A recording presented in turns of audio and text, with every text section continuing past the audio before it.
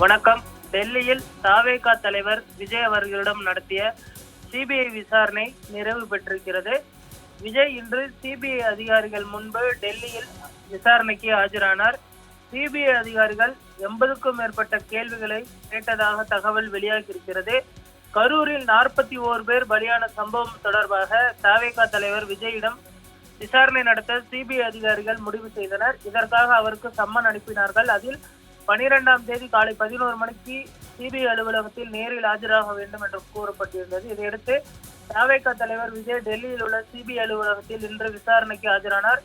இதற்காக விஜய் காலை 6:20 மணி அளவில் நீலாங்கரை இல்லத்திலிருந்து காரில் புறப்பட்டு சென்னை விமான நிலையத்திற்கு சென்றார். காலை 7:10 மணி அளவில் அவர் விமான நிலையத்தை அடைந்தார். அங்கிருந்து காரில் புறப்பட்டு ஐடிசி ஹோட்டலுக்கு சென்றார். பின்னர் அங்கிருந்து அவர் தயாராகி சிபிஐ அலுவலகத்திற்கு புறப்பட்டது குறிப்பிடத்தக்கது. காலை 11 மணிக்கு சென்ற விஜய் அவர்களிடம் சரியாக 3:15 மணி அளவில் விசாரணையானது நடைபெற்றது. ஆனால் விசாரணை முடிந்து வெளியே வருவதற்கு மணி 7 ஆகிவிட்டது. சுமார் 7 மணி நேரம் அவர் சிபிஐ அலுவலகத்தில் விசாரணைக்காக அமர வைக்கப்பட்டது குறிப்பிடத்தக்கது. இதில் விசாரணை என்பது 4 மணி நேரம் மட்டுமே நடைபெற்றது. ஆனால் சுமார் 2.5 மணி நேரம் அவர் சும்மா உட்கார வைக்கப்பட்டார் என்றும் தகவல் வெளியாகி இருக்கிறது. எதற்காக அவர் 2.5 மணி நேரம் எந்த ஒரு கேள்விகளும் கேட்காமல் தனியாக அமர வைக்கப்பட்டார் என்ற கேள்விகளுக்கு தற்பொழுது பல்வேறு கேள்விகளும் யூகங்களும் எழுந்திருப்பது குறிப்பிடத்தக்கது.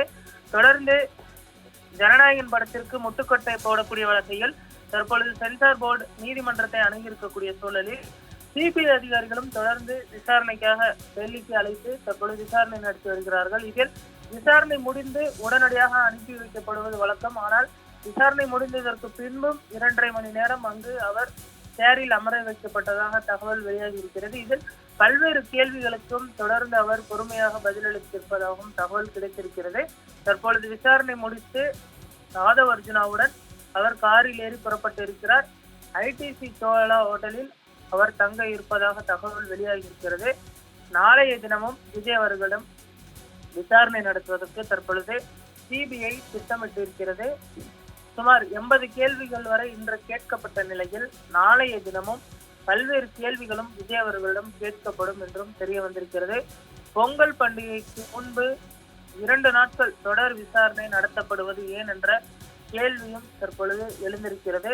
என்னென்னு சொன்னால் பொங்கல் பண்டிகை முடிந்ததற்கு பின்பு இந்த சம்மனை அளித்திருக்கலாம். தற்பொழுது ஜனநாயகன் படமும் வெளியாக இருக்கக்கூடிய சூழலில் விஜய் அவர்களை சிபிஐ விசாரணைக்கு அழைத்திருக்கிறது. ஆனால் விசாரணை முடிந்தும் திரும்பவும் நாளையும் விசாரணைக்கு ஆஜராக சொல்லியிருக்கிறார்கள். அதே போன்று மற்ற தமிழக வெற்றி கழகத்தின் நிர்வாகிகளிடமும் விசாரணையை தீவிரப்படுத்தவும் தற்பொழுது மத்திய அரசு திட்டமிட்டு இருப்பதாக தகவல் வெளியாகி இருக்கிறது. இதற்கு பின்னணியில் ஏதேனும் அரசியல் காரணங்கள் இருக்கிறதா அல்லது தொடர்ந்து சட்டப்படிதான் அனைத்தும் நடைபெறுகிறதா என்ற கேள்விகளை தாவேகா நிர்வாகிகளிடம் தற்பொழுது கேட்டபொழுது அவர்கள் தெரிவித்திருக்கிறார்கள்.